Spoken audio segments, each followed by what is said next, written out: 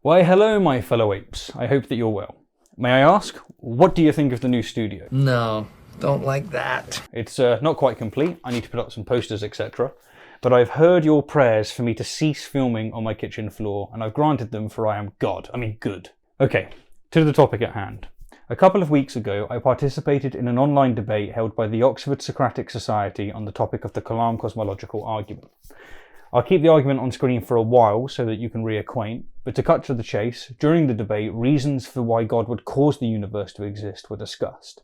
And while listening intently, I had an epiphany, which I'd now like to share with you for chiefly two reasons. The first is to test its validity. If you think I'm mistaken or that I'm not considering something important, then please do let me know.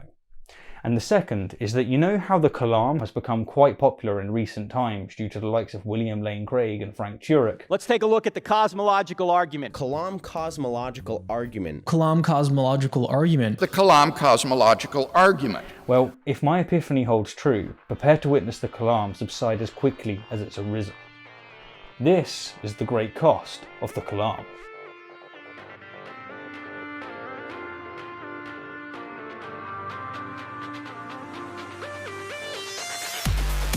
Now don't worry, I'm not going to leave you hanging until the very end to reveal my insight. It's simply that the Kalam is incompatible with libertarian free will, and that therefore theists need to choose which of the two they'd like to keep and discard the other. Now before I explain why, I need to cover a little bit of philosophical ground, if only to ensure clarity. Voltaire famously said that if you wish to converse with me, define your terms, and so here are the terms. To begin is to start doing something, to do the first part of something, and to exist is to have objective reality or being. When a sword is forged, for instance, it begins to exist when the steel is moulded. Now you might want to retort, no Steve, you're wrong, the sword began to exist in the mind of the swordsmith. To which I would respond, sorry bucko, we're both wrong, the sword began to exist in the mind of the first swordsmith 5,300 years ago. To which you might respond, no Steve, the sword began to exist billions of years ago when the elements that comprise it were forged in the centre of stars, and so on and so forth. The point being, of course, is that everything seems to be caused or contingent or determined by something else. Talking of which, a cause is a person or thing that gives rise to an action, phenomena or condition. It is a synonym of determinism. So much so, in fact, that the Stanford Encyclopedia of Philosophy's entry on determinism is titled Causal Determinism, stating, causal determinism is, roughly speaking, the idea that every event is necessitated by antecedent events and conditions together with the laws of nature. This chain of events is, of course, the heart of all cosmological arguments, including the Kalam. The first premise of whatever begins to exist has a cause necessitates determinism in all things that begin to exist, including this sentence. This sentence began to exist when I spoke the first word, which in turn began to exist when I made the first sound, which in turn began to exist when I opened my mouth, and so on until proponents insist something didn't begin to exist.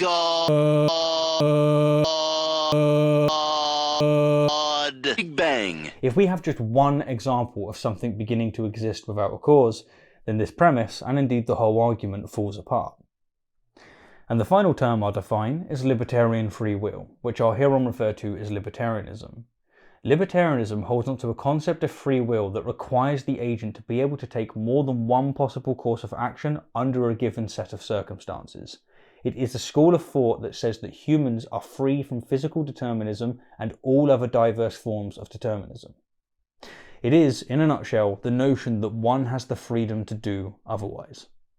Or to quote the propaganda machine that is Theopedia, libertarian free will means that our choices are free from the determination or constraints of human nature and free from any predetermination by God.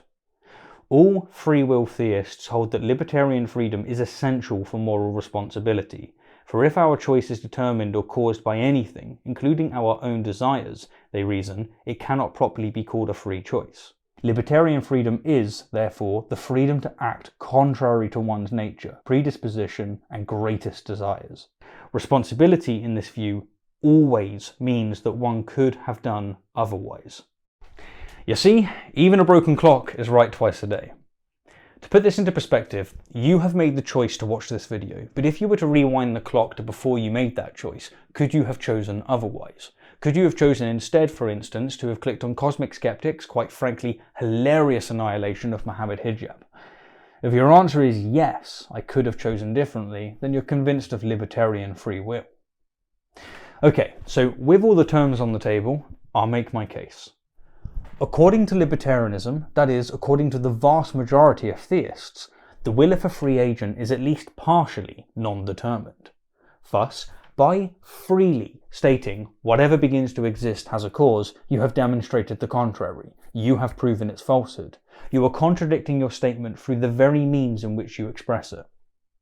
Or put it this way, assuming libertarianism, your act of stating the first premise of the Kalam was caused at least in part by your free will. But your free will was not caused by anything. Your free will is, by definition, not caused. It's non-determined. And again, remember, we need only one single example of something beginning to exist without a cause to nullify the Kalam. And so while we could bend completely over backwards to argue that, look, free will is only exercised in really, really rare conditions, or, you know what, offer choice, free will only constitutes a tiny percentage, any example whatsoever defeats the Kalam.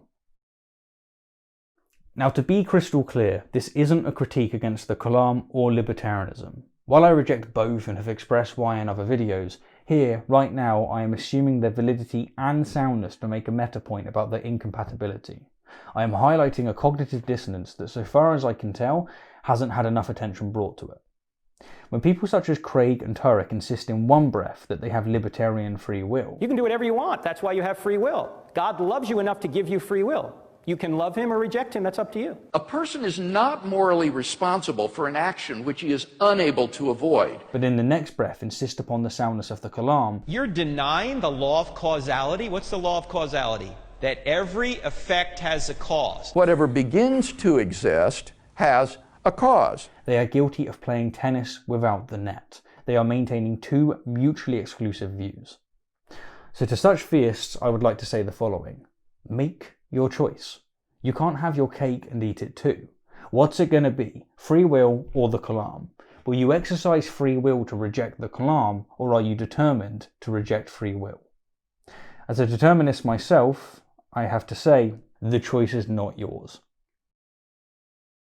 So there's the argument. The Kalam is incompatible with libertarian free will.